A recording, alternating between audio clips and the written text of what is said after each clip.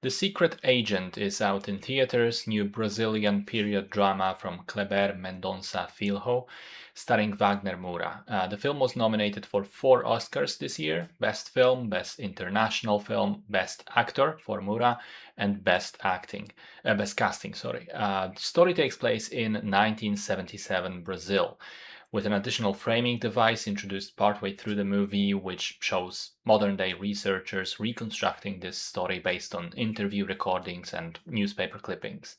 We start with Wagner Moura's character, Armando, who also has an assumed identity of Marcelo.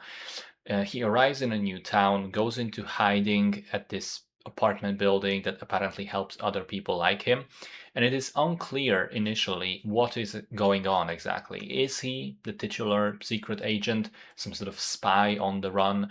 Is he tracking someone, or is he being tracked by someone else? Or perhaps he's just a collateral victim of the authoritarian regime at the time. The film takes a good while to explain itself and get going. And when it finally does, it becomes this exploration of the socio-political climate of Brazil in the late 1970s.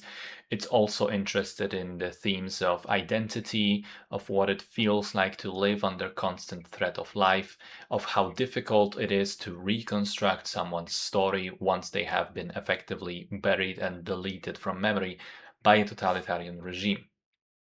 I think it's a good film, but it's not without flaw. What is its biggest achievement, I think, is how well it transports the viewer into the place and time period it explores. The production design is absolutely impeccable, and between the clothes, the hairstyles, cars, locations, cinematography, color use, and the numerous memorable actors in supporting parts, I felt completely submerged in the world of the movie. Like I went through a time portal and I was there. So excellent work on this front.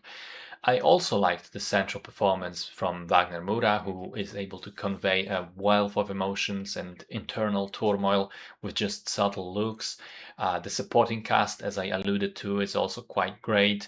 I liked the final act. I think once the film gets going and sort of allows the viewer to catch up and understand what it's even about, it works fairly well, and especially the shocking visceral bursts of violence towards the end are used to great effect. I think the tension building is masterful, particularly again in the final act, but also in the opening scene of the movie. Music is great all the way through. I also quite liked the anticlimactic ending with the juxtaposition between how invested we've become in Armando's story and how off screen it comes to a sudden end.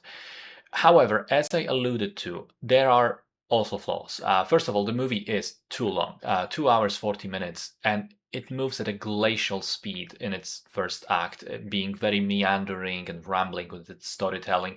It is deliberate, but still, it makes for a kind of strange viewing experience.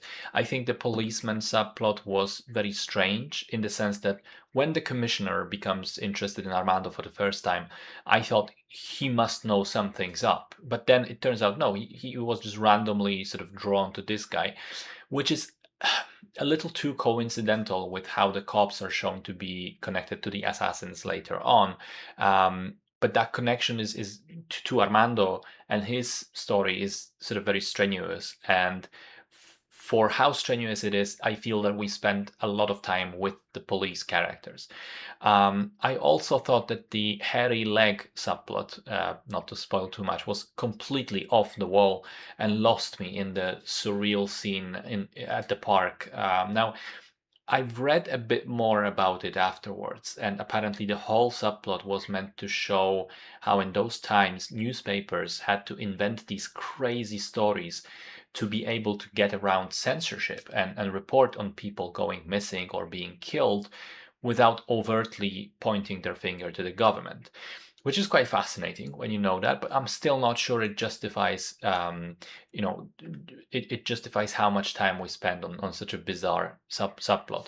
Having said that, I do appreciate how much of a transportative journey the secret agent was, and even with these shortcomings, I think it's a great picture of the times and a sort of after the fact historical record, which I'm sure Brazilians would appreciate even more than outsiders such as myself.